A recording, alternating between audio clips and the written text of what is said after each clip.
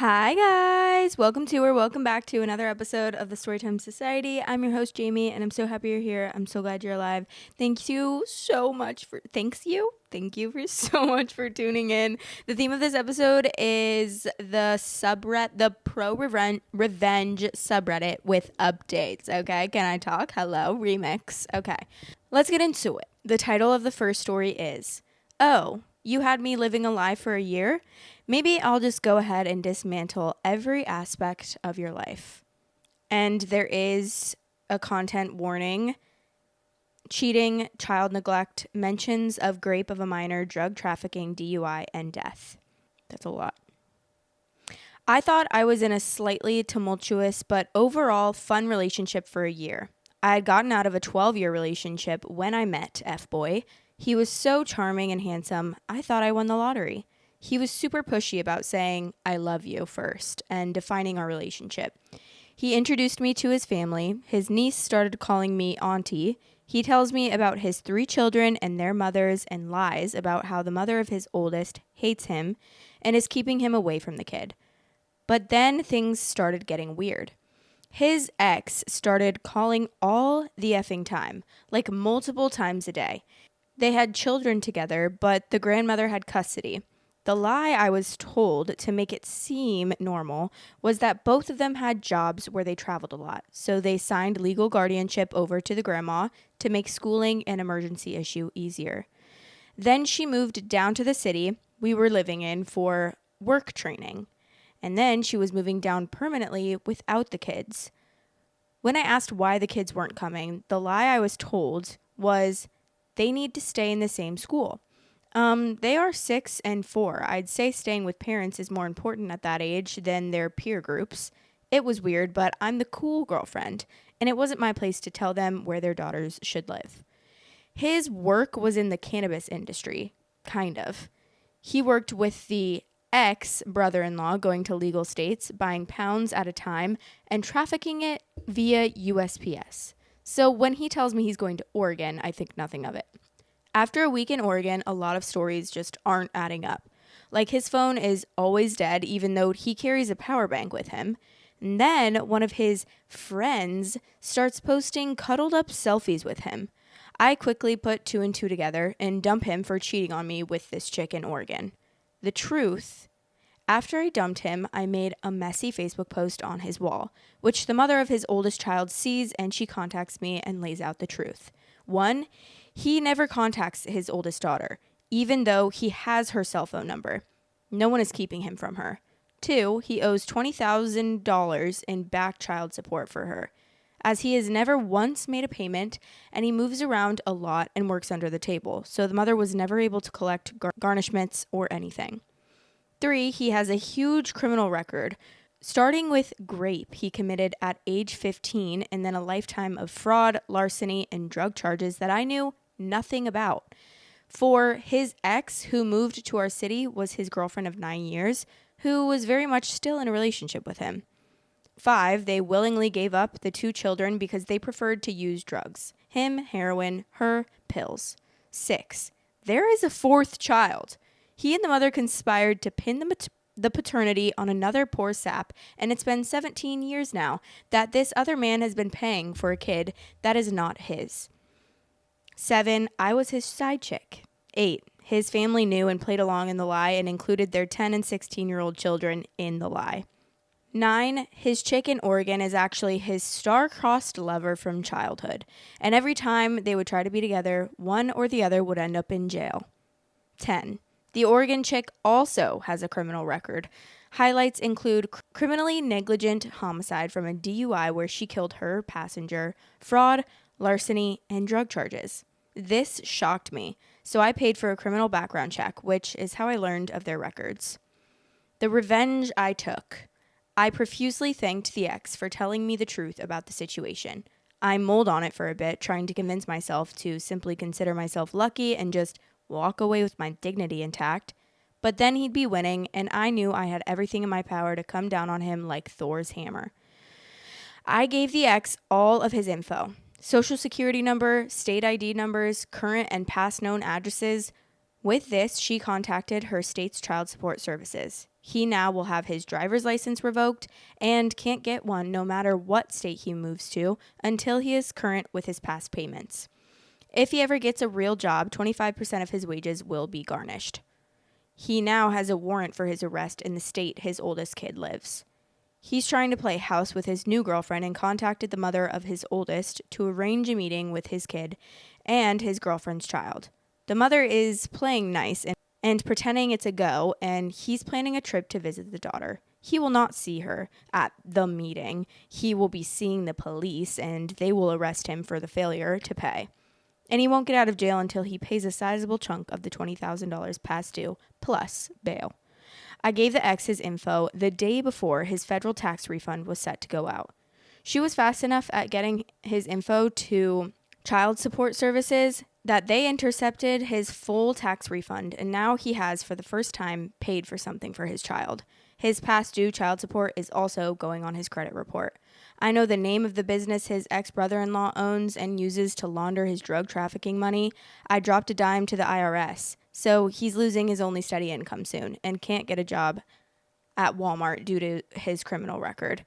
And if he does manage to find someone that hires without criminal background checks, he will lose 1/4 of his paycheck. I told this story to 2 of my hacker friends, and they got in contact with hackers more talented than themselves and are now going to take care of a few things for me. Like finding the guy who was conned into paying for a kid that's not his. Oh, I think that's actually probably one of the best revenge stories I've ever read on this channel because, girl, not the FBI, CIA work. The update says, since a lot of you didn't believe my last post, I brought you a bunch of Whitney's the receipts. I wish y'all could see the smile on my face right now. This is what I'm going to call each person. The ex who cheated on me is A. His new girlfriend is J. A's ex who helped me and got her justice is V. Here are the bullet points since I love y'all to pieces and you liked them so much last time.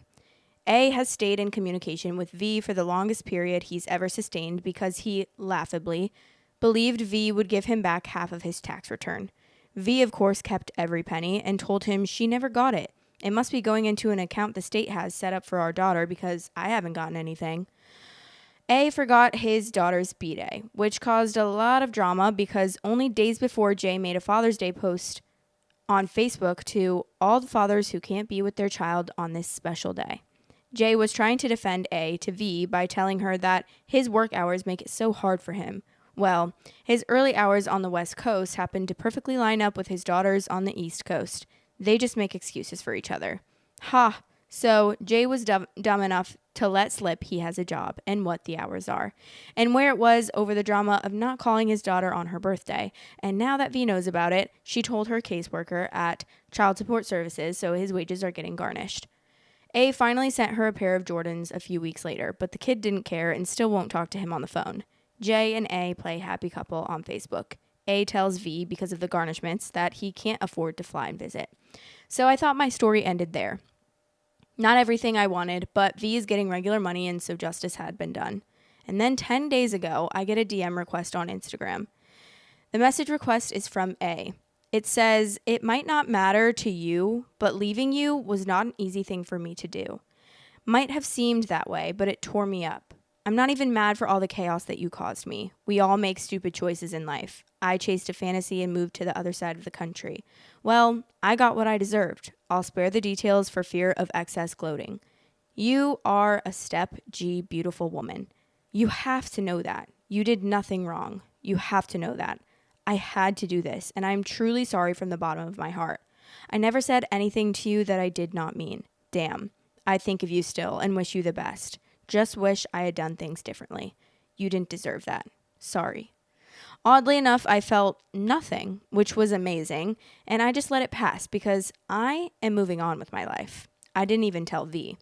Then 4 days ago, while I was on vacation, I get a message from V. V said, so, I promised A I wouldn't tell anyone. He claims J cheated and he's living in his car. OP laughs and said, karma. V said he is devastated and said it's karma. Now we know why he is so sorry. He has nowhere to go. Be careful. OP laughs again in response, and V said He called her a terrible person, said he will never see or speak to her again. So J cheated on A. A is now homeless, living out of his car. A unblocked me on Facebook, so I snooped his page. LMAO. Morose public post after morose public post. Now everything's come up roses for me. If you want extra content weekly, head over to patreon.com/storytimesociety and become a member on there for extra content. Love you. That's actually insane. I mean, I can't say that I would definitely for sure be wanting to get justice for the baby mama. Like, for sure, I would be working with her. But the other stuff, I don't think I would really care. I mean, I guess there isn't really any other stuff. I guess she really just was trying to help the baby mama. But everything else, like, I would be like, whatever. You deserve this because you are taking care of his kid that he is just making excuses about. I would love to help that girl get her justice and her money, because God knows that, like, ew, it's actually so annoying when a father is not only are you a deadbeat, but you can't even pay child support. Like, really? That's the least you could do. The top comment says, the first paragraph about saying I love you and defining the relationship and the nieces immediately calling her auntie had me recoiling in horror. And then things got weird. I was digging it until the hacker friends. I think it lost credibility when the bomb dropped the day before his tax return. Blah, blah. When the timing is that convenient, you know it's just a crock of shit. I hope it's not a crock of shit, because that is a crazy ass story. Someone said, I hate the nicknames. Just use ex and mother-in-law and things like that. It's unnecessary. Honestly, T, because I kind of did too. I hate when it's A as well, because I always think like I have to say but it's actually A because that's like the name, and it's like, ugh, I can't. Or make up like fake names. Someone said, how did OOP not realize she was dating a heroin addict and a weed dealer for a year? Someone said it's really easy to hide an addiction if you don't actively live with someone. Even if you do, hiding something they don't look for, especially when you have ample excuses and reasons to be out of the house, means getting away with it only requires a tiny hiding space that won't be checked. Source, opiate and heroin addict who also lived with my partner. Okay, the title of the next story is Destroy My Childhood, Ruin My Chance at College, and Laugh When I Said I Was Homeless. LOL, cool. I'll ruin your effing life.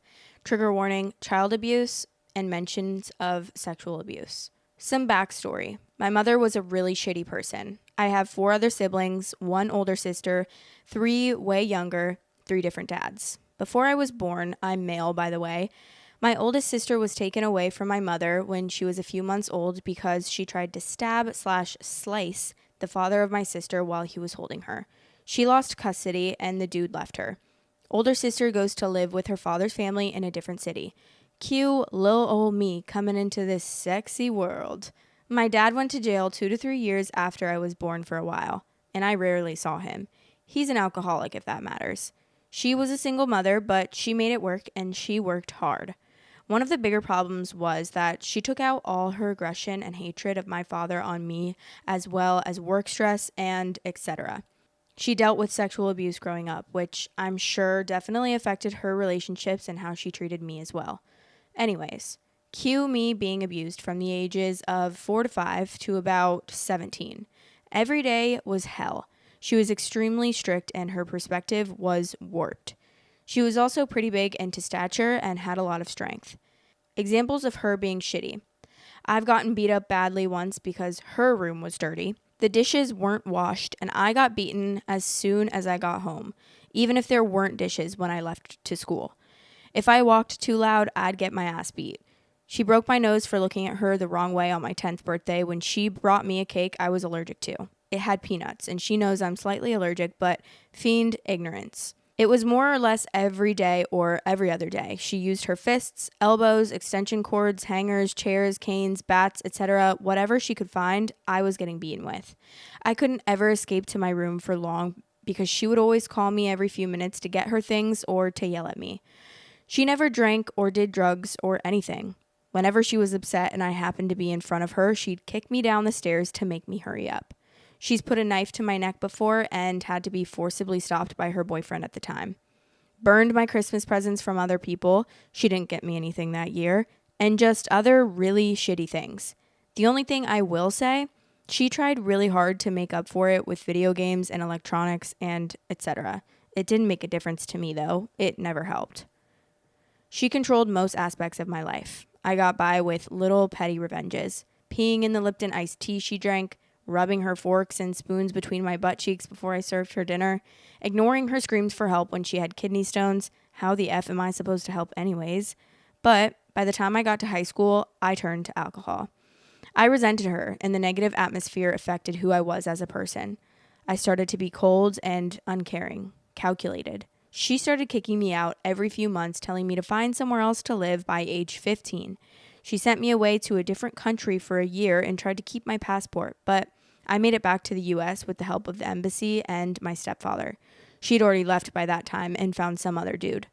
I came back senior year with no credits for the prior grade, which ended with me getting a GED. I spent most of the time I could with my best friends and started working shitty jobs. I was terrible at saving, as I had accumulated loads of shitty habits while growing up, so it didn't make much difference. She eventually told me that if I went to college, I would always have a place to live until I finished. Cue my first 2 semesters. At a 2-year college, I maintained a 3.7-ish GPA. My teachers loved me, and it was my escape. Towards the end of my second semester during finals, I came home late one night around 10 p.m., and my mother yanks the door open, screaming in my face, asking when I'll move out. I'm slightly drunk and decide to completely ignore her and walk to my room. If I opened my mouth, that day would be the day I blew up and cursed her out. I've rarely ever raised my voice at her because it never ended well. Now at this point, I'm 19.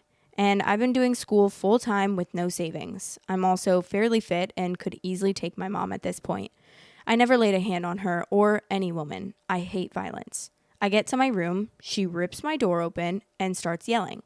I say nothing and stare at her. She walks away and called the police on me, saying she thought I'd murder her and my younger siblings. I don't know where the F she got that idea from, as she's the one who's nearly killed me many times. I packed everything I had into a duffel bag and left 5 minutes afterwards. I failed all of my finals because I couldn't make it to school.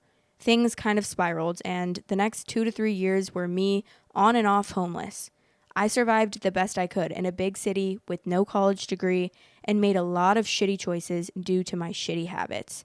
Eventually, I found a profitable hobby that gave me meaning, and through that, I started to work my way up. Got my own apartment, had a full-time job, and did my hobby on the side. I hadn't kept up contact with my mother at all, but my younger sister, who was old enough to have a phone, found me on social media. So I saw photos and such. She didn't have it anywhere near as bad, but she did get beaten occasionally. My mother reached out via email, all smiles, asking, "How have you been?" Now, guys, I've always been envious of the relationship most people have with their moms, so I gave her a chance and I gave her a call. We talked for a few minutes and everything was civil and seemed like things would go okay. But then she asked me what I've been up to the last few years, and I told her honestly that I was homeless for a while and struggled a lot after what she did to me, but I worked my way out of it. She literally laughs. She laughed for a few seconds in a very condescending kind of chuckle and then said, quote, "I never did a thing to you, so you don't know what abuse is. It's your own damn fault you were homeless. So how about you?" But by that point, I hung up. I was speechless and fuming. I don't know what abuse is. Okay, I've spent too effing long letting you destroy my sanity. Now is the time. There was a few things my mother didn't know. One, I knew for a fact that current well-paying job she had was gotten on lies, as she never got her college degree and lied about it on her resume. 2, I had access to all of her email accounts and cloud storage accounts since I was the one that set them up when I was younger and she never changes her passwords. Lastly, she definitely wasn't aware that from 13 years old and on to the last time she hit me, I took photos of all my bruises, marks, wounds, bloody noses, saving them to my computer and then my Google Drive. On top of that, my little sister had been sending me photos via social media of the bruises that she got from my mom. The first thing I did was compile all of those photos, videos into one folder. I then reached out to CPS in my city and explained that my siblings were being abused and how I was abused in the past and that I had mountains of proof. Since I've called the cops on my mother before and the thing that happened with my older sister, there was immediately a home visit. They arrived almost a day later with the police, and coincidentally, my mother was literally in the process of beating my younger sister when they were knocking. Cue an emergency removal of all my siblings from the house, and my mother getting arrested, though she was released hours later. I was getting a day-to-day, play-by-play because my mother's best friend is a blabbermouth, and everything my mother said she told her son, who relayed it to me without either of their knowledge. I sent CPS all the evidence, and there's a legit case against my mother now. The next day, I emailed and then called up her job to inform them that she had lied about having a very necessary college degree, as well as current events in her life, which sparked a background check. She was fired just days later. Say adios to $75K and a blacklist in the only industry you know how to work. I then spitefully deleted every cloud account and email address I ever made for her, which was all of them, which I'm sure will make keeping up with a lot of bills and etc. nearly impossible. I then anonymously reported her to the IRS because of the tax fraud that she committed for years by claiming people's children that weren't hers, with a lot of detailed information since I lived with her while she did it. So now my mother lost all of her kids and her job. I'm meeting with a caseworker from CPS next week to talk more about what happens moving forward, but I do know they're not going back. I don't know how she's going to pay her mortgage now and survive. I'm sure she's going to get a call from the IRS, who will be looking for a few $1,000s that she owes them. She also has to go back to court in a few months. Not exactly sure what she was charged with, but I'll update when I find out how everything turns out. Side note, she isn't aware I'm the cause of any of this. I plan on keeping tabs on her and waiting until it seems like she's close to death before I tell her it was all me and I peed in her Lipton tea. Edit, shit, I wasn't expecting this much attention. I'll try to individually reply to everyone because I hate ignoring people, but I'm going to take a while, so here are just a few general things I should add. I'm psychologically not in the position to take care of my younger siblings or take on a parental role. I came very close to unaliving myself 2 years ago, and I'm just trying to work on my alcohol problem and other habits that keep me in a cycle of instability. No, I haven't been to any programs or therapy. I don't think it will help me in regards to my nearly constant apathy and etc. 2, my 2 youngest siblings weren't really bothered much. It was mostly my little sister after I left who got beatings, but luckily it wasn't anything near the level that I had to deal with. 3, I'm also incapable of taking custody because I don't have an apartment anymore due to bad decisions I made while drinking recently. So I'm back to homeless, but I crash with a friend once in a while. I am very well aware I'm an influence on my younger siblings, and I'm trying to stay consistent with doing everything I can to be a better and more stable person for them, so that maybe I can finally build a real relationship with someone in my family. I'm sorry to disappoint everyone who keeps wishing me for more success. 4, aside from my siblings, I have zero contact with anyone else in my family. And even then, it's been very rare because I had to avoid my mother to see them and didn't want her knowing I kept in contact. Meeting my little sister after school, FaceTime, etc. The rest of my family were well aware of what she did and distanced themselves. I don't plan on reaching out to them as I'm not good at maintaining relationships with mostly anyone anyways. Edit 2. My first gold ever. I appreciate you taking the time to read my story. Sorry, I don't know why I just read that. That was pointless. Not the story, just that edit. That my first gold ever. Like, okay. Slay King. But this edit is continuing, so I'm going to keep reading it. I'm sorry for making this even longer than it already is. I'm sorry to anyone I made feel sad after reading this. That wasn't my intention. To all the people who had to deal with something similar, I'm really sorry that happened to you. I wish I could help, but I don't know how I can. To all the people who disagree with my actions, I'm sorry that I acted in a way you didn't like. I just wanted to share my story. Also, for those concerned, my 3 siblings are currently being housed together, and I made it very clear that I will do anything to make sure they aren't separated, but I know that anything can happen. I stay in constant contact, and they are all doing well. Lastly, I've read the hundreds of comments for me to look into therapy and AA, as well as people hinting that I may be depressed. I don't really know what my next step is in regards to all of that. I don't like to think about my feelings too much, but I do know that I need to stop drinking. It doesn't help at all. Edit 3. I've been getting a very large amount of hateful and angry messages on Reddit and on my Instagram photography page from people who either think I'm a terrible person or think I'm over exaggerating. It's not my job to convince you. I only came to tell you my story. Please stop. It doesn't help. For the wonderful people who've been offering kind words and sharing their stories, I appreciate you. I'm trying to reply to everyone who reached out. Even if it takes a while, I'm also in awe at how many people wanted to help me in my situation. I mean, I don't really understand. Like, I get not agreeing with the actions and obviously, like, with how he is behaving. But when you're raised in these circumstances, you have to think about it from that person's point of view. Obviously, I have a feeling that most of these messages that he's getting that are like hate messages are probably from people that have never experienced anything similar, and maybe here and there are, but like there are those anomalies where people do have a childhood like this and they come out better on the other side. But like, you can't blame someone, and I know that, you know, at a certain point, you can't keep blaming your childhood circumstances for the way that you're acting. But at the same time, it's a lot harder to get out of a situation like that and to stop the toxic cycle of just being an alcoholic and just like having a childhood like that. What else do you know but toxicity and chaos?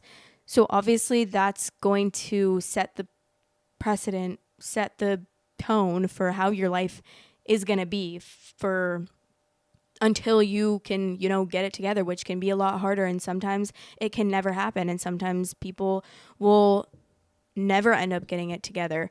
But I truly don't know how hard. Like, I obviously haven't experienced what this person has experienced, but if I'm using my empathetic brain, I can put myself in their shoes and realize that being raised in those circumstances makes it a lot harder to become a functioning adult, and it makes it a lot easier to end up relying on substances, and also to be trying to numb out the pain that you had to endure for your whole childhood, feeling like no one cared about you, even your own mother. And not only did she not care about you, but she tried to kill you and beat you and all of this terrible stuff. And you only saw terrible behavior from older people. So like, and from people that were supposed to care for you, and from people that you were supposed to be looking up to.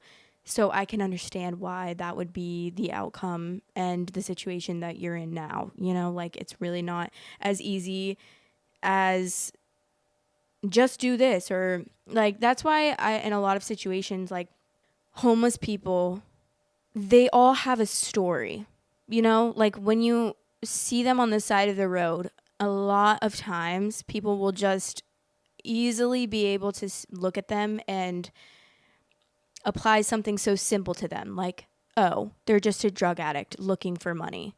And maybe in some cases that is the case, but in a lot of cases they all have stories that led them to where they are, and they all have a past that you don't even know the half of it, and you couldn't even imagine the half of what they've dealt with in their life, which makes it so much harder to have a successful future, and so much easier to not have a successful future and just continue the pattern that you've been in your whole entire life.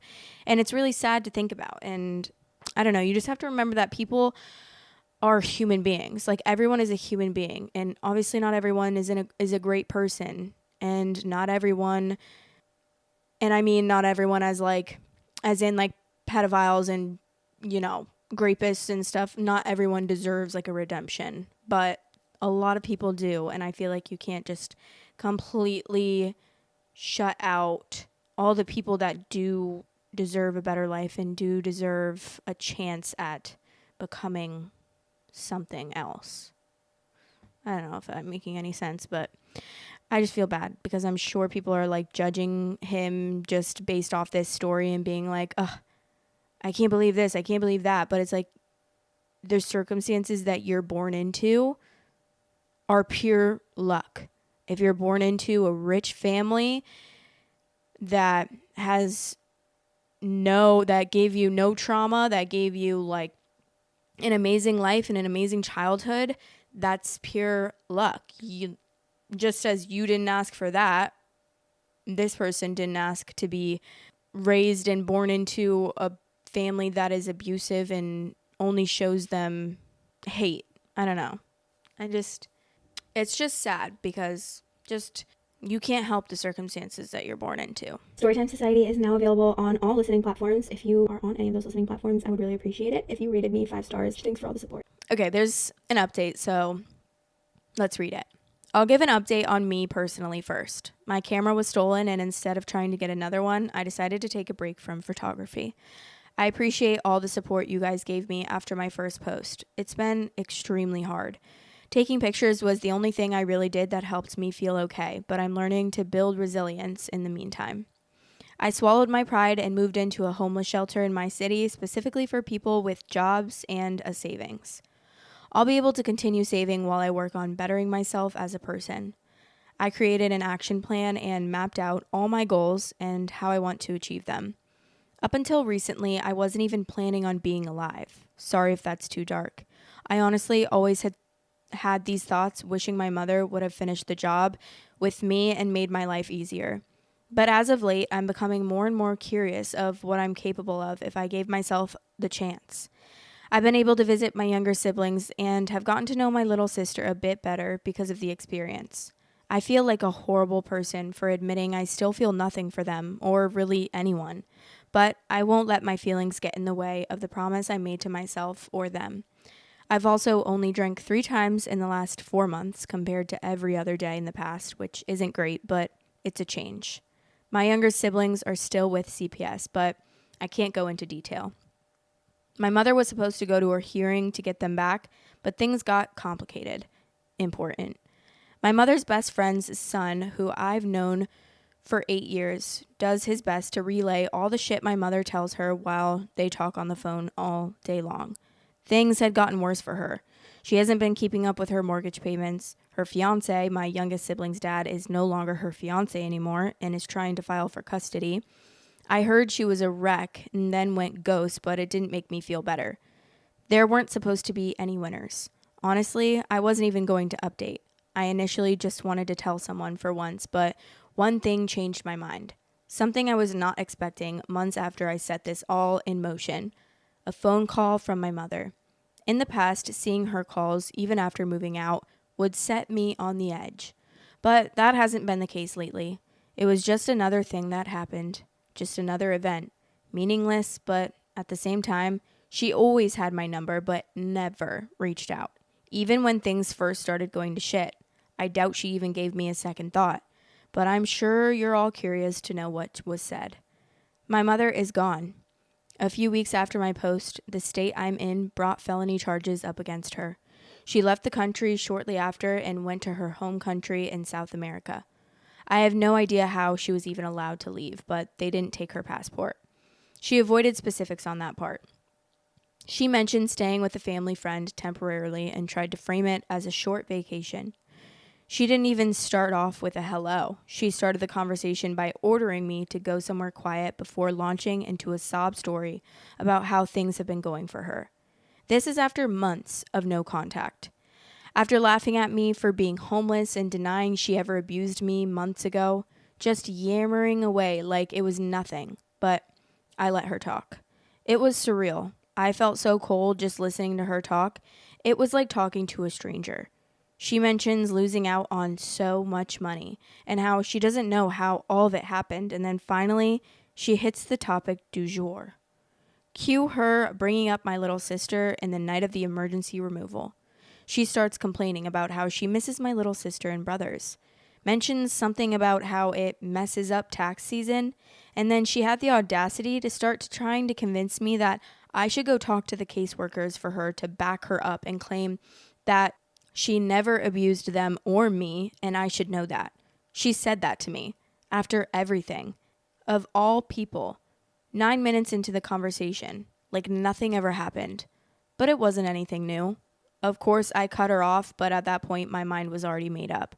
I asked her if she remembered when I used to make iced tea for her all those years. She was a little thrown off, but said yes. I paused for a few seconds before slowly telling her in detail about all the ways I sabotaged her Lipton iced tea. She tried to interrupt me once, but I didn't stop talking. I told her about how I'd always put too much sugar and she'd never taste it and keep drinking more, which was why I always insisted. There was just silence on the phone, but I know she was listening. I told her waiting until after dinner when I got home from school to shower so I could rub her spoons between my butt cheeks for maximum damage, and how I'd mix it into her food to mask it. At this point, I'm not even sure she's listening anymore, but I'm still describing specific days I remember doing it that I know she would remember. She finally loudly interrupts me, screaming at me disgusting, evil things. She cursed me the way she used to do back in the days when she'd be standing over me with an extension cord, beating the skin off me when I was younger. She's blaming me for ruining her life and how she wished she had a better child, all without knowing that I directly caused the destruction of her current life, though she's speaking about the past. I just let her waste her breath. She couldn't touch me or my siblings. It only lasts a few seconds. Now I remember spending years daydreaming of all things I'd say to my mother if I had the chance, but I just bottled it up with all my other baggage and kept trying to exist. A lot of people from my original post also gave me some ideas. When she finally shut her mouth, I calmly told her, quote, "Look, Mom, you don't know what abuse is, and honestly, it's your own effing fault this is all happening to you. Also, my bad for pissing in your iced tea." And then I just hung up the phone and I blocked her number. That was the last day I drank. I haven't talked to her since. I'm not sure she's aware, or maybe she is, how bad of an idea it was to leave the country with all this going down, even if it was just for a few weeks. At this point, I'm done with her. I don't want an apology. I just want to move forward and be a better person. I know that's hard to believe after everything I just told you, but it's the truth. I try my best to put as much positivity into the world and share it with the people around me as much as possible. But F her. I don't know if she knows it was me, but I didn't tell her. I'm sure she can guess, though, if she really tried. Anyways, that's my revenge. It's still actively effing up her life, but I'm not taking any active part in it. I wish it wasn't like this. I wish I had a real family that loved me and I knew how to love back the right way. I wish I had a real relationship with my mother and none of those things happened. I wish I could have turned out like one of the happy people in the world, but I can spend all day wishing. Sorry for the super long post. This is my last update. Wish me luck next year. Edit. Wow, I never expected this to get this much attention. Thank you to everyone and their kind words of support. I just wanted to comment on a few things. I have a job. I'm working on getting a second one while maximizing my income. The shelter I live in is very clean and the staff are nice. It's obviously not ideal, but it took a lot for me to come here. Photography isn't a hobby. It's the most important thing to me, and I plan on pursuing it professionally when I'm in a better place. I spent the last few years working hard to get better, thinking it equated to me being happy. The problem was I wasn't doing my best at it or anything I did in life, even though I was getting better and better at photography. After my camera was stolen, I realized I still had a lot of the same problems I had before I was at the level that I'm at now. I realized I couldn't withdraw from life and only focus on that. So now I'm just working on giving my future self the ammo I need to make my dreams a reality. For people curious about my photos, my Instagram is @LarryPotterX. I'm sure people will disagree, but I don't think I need therapy. I don't feel depressed. I feel nothing most of the time, and I'd rather that. It makes this all easy to deal with as I can just detach. And for all the people who are offering to help me out or asking me about a GoFundMe, I don't know how I feel about accepting help. I'm used to trying to do things on my own. Not sure if that's a bad perspective to have. I never really had many people offering to help me this way before, so it's just weird. And lastly, the police 100% know about my phone call and my mother leaving the country. After my phone call with my mother, I alerted them and CPS just in case. Okay. Well, I hope that they are doing well, honestly, because I can only imagine how hard that is. And I'm really glad that the last thing they said was that they hadn't drank since they talked to their mother. And I love the peeing in the Lipton iced tea. Like, that's literally my favorite thing of all time. Like, I'm so happy that he told her that, because the way that I would be looking back if I were that mom and I'd be like throwing up about that, I love it. Yeah, mothers like that deserve nothing but literally the worst things that can happen to a person in the world. I just can't even imagine bringing so many children, like keep on bringing children into the world when you know that you're a shitty mother, and then just abuse them. And then how are you getting partners? How are people dating and proposing to this woman? That is just so confusing to me. I mean, they must just be as shitty as she is, because how can you put up with, how can you watch that happen? How can you know that your partner is abusing their child or even your children and not do anything about it? It's just kind of wild. Until like the law comes and intervenes, you just stood by and watched it happen. Very crazy to me. But that's the end of the story time segment.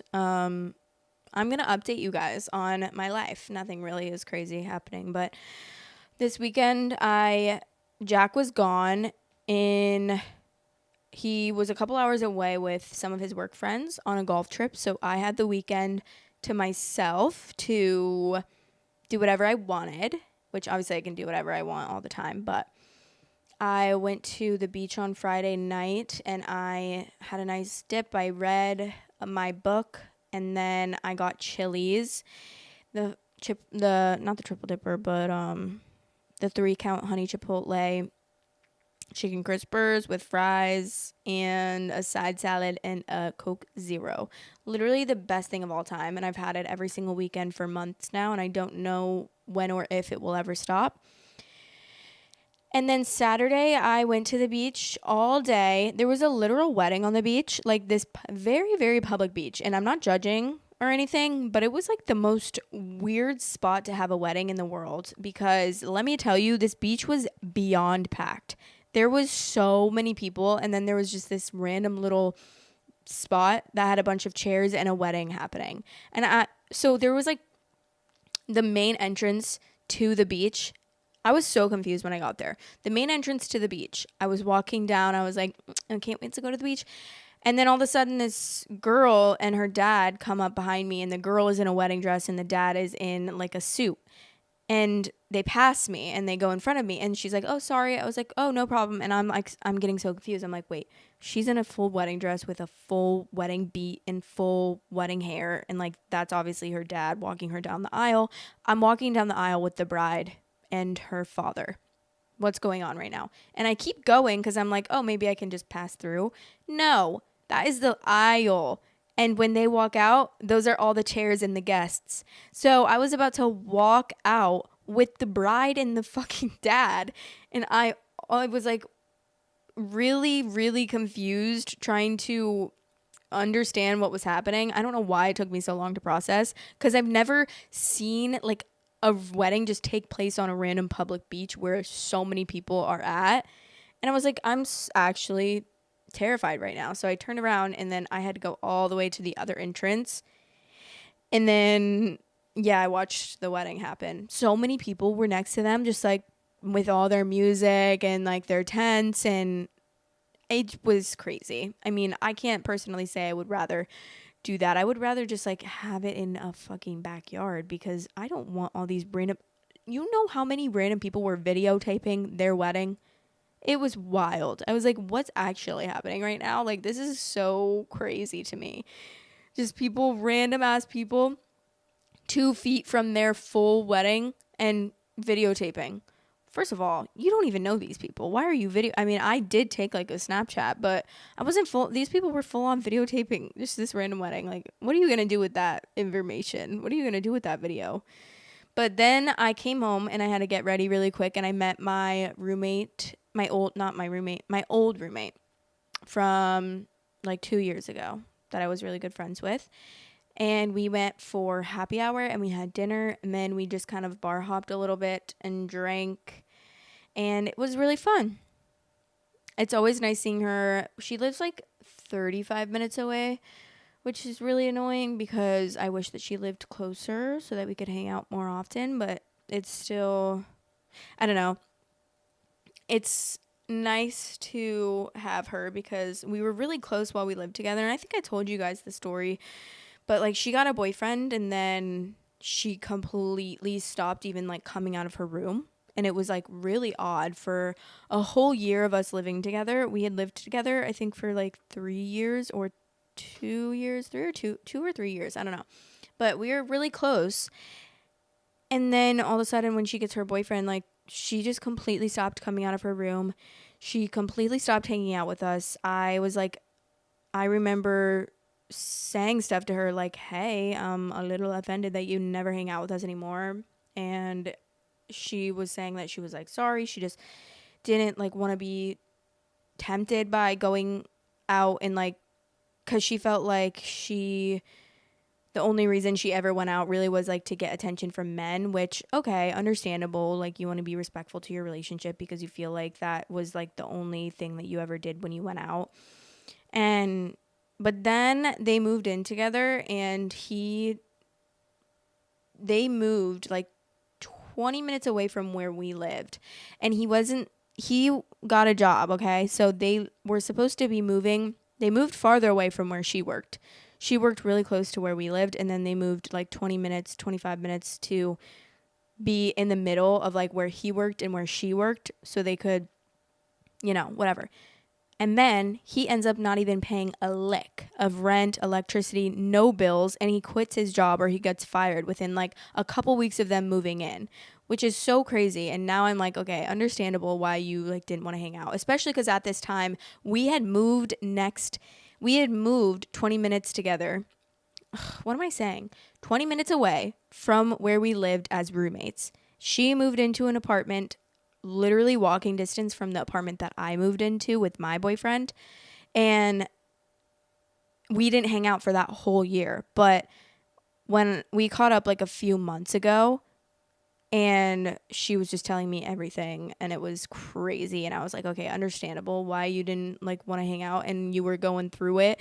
I was also kind of going through it at that time too, and that was like when that's when I looked into getting medicine and when I got like prescribed to my medicine and stuff. So yeah, but yeah, I love her. So glad to have her as a friend, and slay.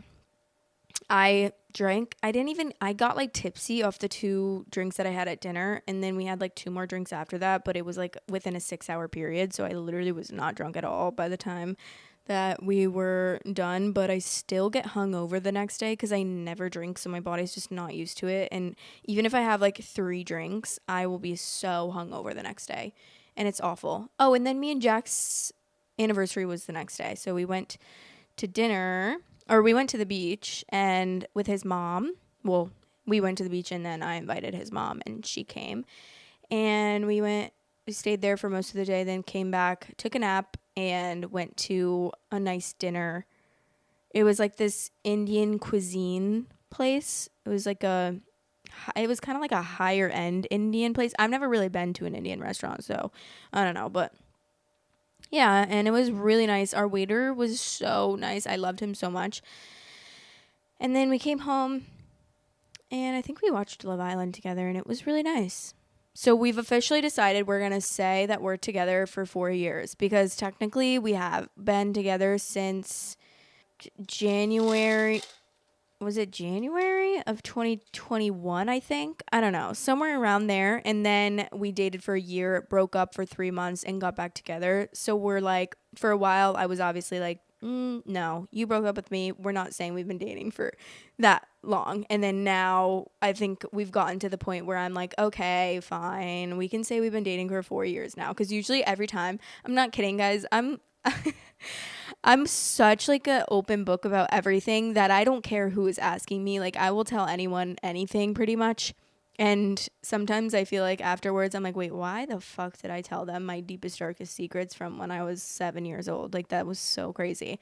But so anytime anyone asked, they were like, oh, how long have you been together? I was like, well, we dated for a year. Like, why do you just say fucking how many years you've been together? You don't need to explain your whole life story. But I was like, yeah, so we dated for like a year and then he broke up with me.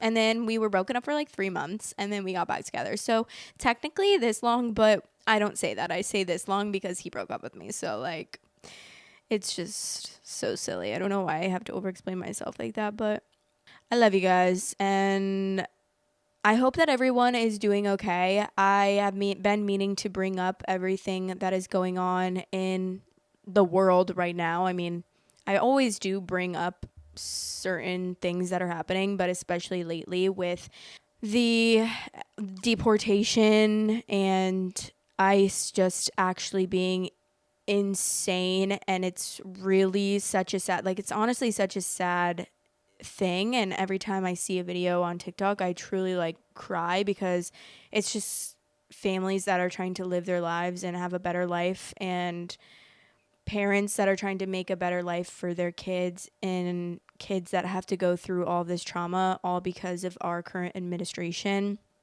that is doing absolutely nothing but making everything worse. And I don't care if you don't want to hear me talk about politics, get the fuck out. Like, genuinely, I don't care, because the amount of times I've been told to stop talking about politics on my podcast. Like, literally, don't listen then. Goodbye. I will block you if you comment anything about it, because I don't care. I'm going to talk about it, especially when it has to do with human rights and little kids and parents being ripped away from their families. Like, absolutely not. That's not okay at fucking all.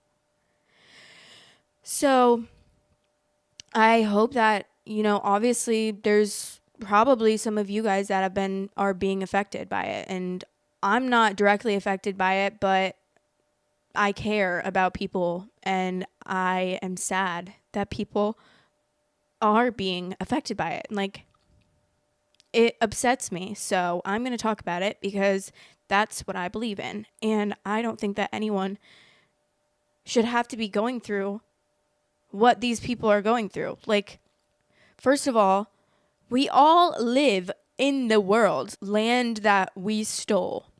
It's just crazy to me. And it really pisses me off. And I could go on and on about it, but I really hope everyone is okay. I know that that's not the case. But I wish there was something that I could do, like something that I could truly do other than like go to protests. And I wish that I could actually help in a meaningful way, like stop the nonsense.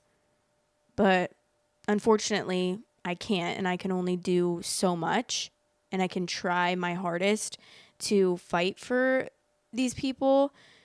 So, yeah, I'm going to put some resources up though, and just know that, I don't know, I can't even say like, oh, just know I'm thinking of you. Like, who gives a fuck if I'm thinking of you? That's not doing anything. So just know that I love you, and yeah, I stand with you. But yeah, okay. Anyways, I love you guys so much. Thank you so much for being a part of this community, and thank you for watching me. And I genuinely appreciate you guys so much. And I just hope that I can bring some comfort and peace and company to people that need it. That's really like the biggest thing that I take pride in about this podcast, is when people comment that they listen to me and feel comforted, or I keep them company during certain parts of their life. So yeah, I love you guys so much, and I wish that the world was a better place. But bye. I'll talk to you guys in the next episode. Love you guys. Thanks for watching. Please like, comment, and subscribe.